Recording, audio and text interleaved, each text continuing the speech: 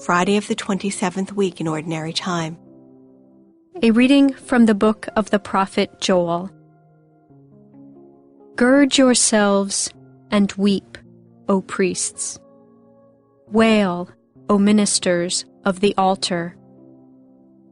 Come, spend the night in sackcloth, O ministers of my God.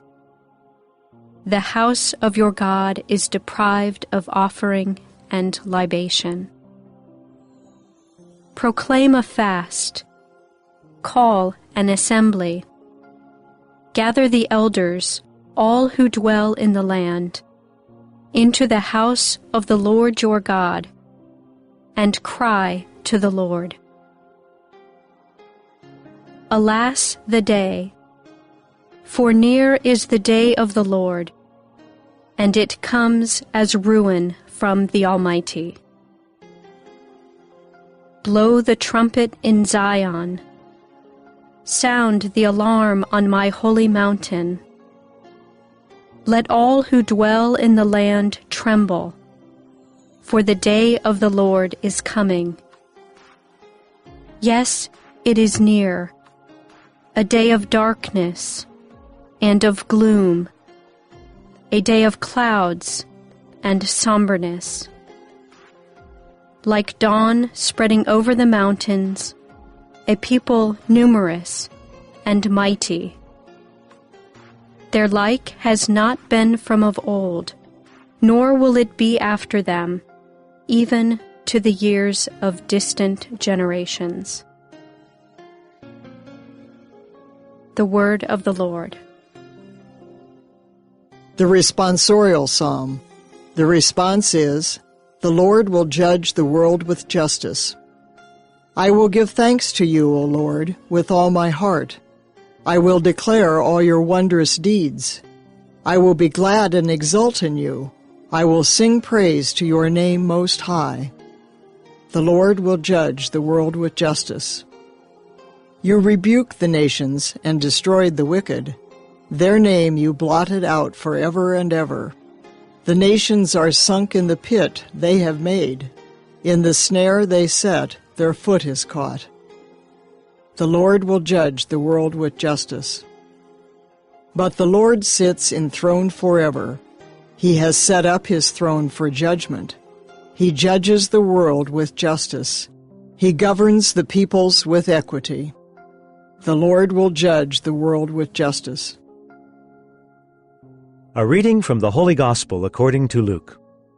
When Jesus had driven out a demon, some of the crowd said, "By the power of Beelzebul, the prince of demons, he drives out demons." Others, to test him, asked for a sign from heaven. But he knew their thoughts and said to them, "Every kingdom divided against itself will be laid waste, and house will fall against house.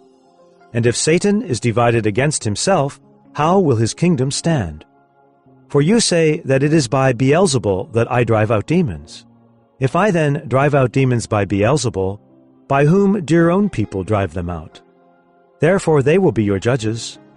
But if it is by the finger of God that I drive out demons, then the kingdom of God has come upon you. When a strong man, fully armed, guards his palace, his possessions are safe. But when one stronger than he attacks and overcomes him, he takes away the armor on which he relied and distributes the spoils. Whoever is not with me is against me, and whoever does not gather with me scatters. When an unclean spirit goes out of someone, it roams through arid regions searching for rest, but finding none it says, "I shall return to my home from which I came." But upon returning it finds it swept clean and put in order. Then it goes and brings back 7 other spirits, more wicked than itself, who move in and dwell there, and the last condition of that man is worse than the first. The Gospel of the Lord. The first reading comes from the book of the prophet Joel, chapter 1, verses 13 to 15 and 2, 1 to 2. In this passage we hear the prophet call upon the leaders of Israel, the priests and the ministers, to perform penance, to put on sackcloth to lament, to turn to God in conversion. Why? Because a great day of darkness and judgment is coming upon the earth. This was the idea of the day of the Lord. In the early prophets, the day of the Lord was simply a day when God would punish the enemies of Israel. But then some prophets came along, like Amos, who applied the sayings of the day of the Lord to the people of Israel, that those who were enemies spiritually of the Lord would also be punished. It would be a time of judgment, a time of recompense for what one had done. Joel adds a further touch, which is very apocalyptic, that the day of the Lord will be a day of incredible judgment, incredible fear, especially for those who are sinners. This is one of those ideas that is applied to the dread that we will face when the Lord returns in glory. Now, this was the source of a medieval song that was used in the liturgy right up to the 20th century. It was called the Dies Irae, Day of Judgment, Day of Wrath. We, on the other hand, believe that the final judgment is not so much a time of fear as a time of reckoning, that the way we have lived is what we will carry into eternity. So if we've lived a good and loving life, that love will continue. But if we've lived a selfish life, one of egoism, that will continue. And the ultimate egoism, the ultimate selfishness, is hell itself. I often use the example that hell doesn't have to be fire, doesn't have to be ice. Hell is to be like an armadillo, where you close in on yourself, and God still loves those people because He created them. Jesus died for them. But they won't listen to it. They would rather be their own gods. They would rather stew in hate as opposed to be vulnerable and accept God's love and forgiveness. The Gospel is from Luke 11:15-26. Jesus is accused of exorcising people by the powers of Beelzebul. Now, first of all, Beelzebul, he was considered to be the prince of demons. And the name comes from a Canaanite name. The Canaanites, the people who lived in Israel before the Jews, worshiped a god named Baal.